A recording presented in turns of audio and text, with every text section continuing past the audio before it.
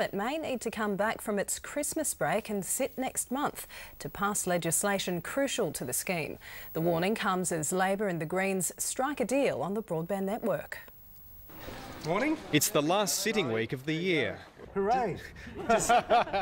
Labor's even happier. It's had a breakthrough. The Greens will back its bill to separate Telstra's wholesale and retail arms, a precondition for the national broadband network.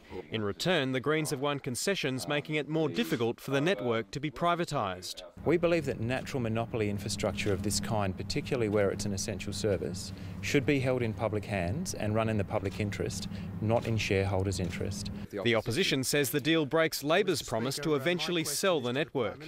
Can the Prime Minister confirm that this election commitment has been dumped at the behest of the Greens? Julia Gillard says she still intends to sell the infrastructure scheme, and she's put the pressure back on the opposition. If you care about microeconomic reform, you will support this bill. But even with the Greens deal, Labor still needs another 2 Senate crossbench votes. Steve Fielding's agreed to a private briefing on the network's business plan. Nick Xenophon's refused, even though the period he'd be gagged from speaking about the briefing has been slashed from 7 years to 3 years and now to 2 weeks. A 7-year gag order, I mean, people get less time for killing someone in this country.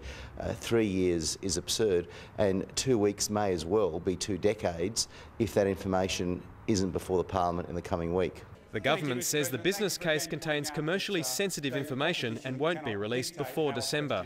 Senator Xenophon says he wants to see the business plan with no strings attached before he'll decide whether he supports the Telstra bill.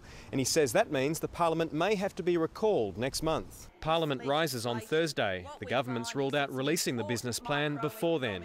I, for one, am willing to come back here so we can deal with this. But there are plenty of others in the Parliament who'd prefer there were no extra sittings. Richard Davis, World News, Australia.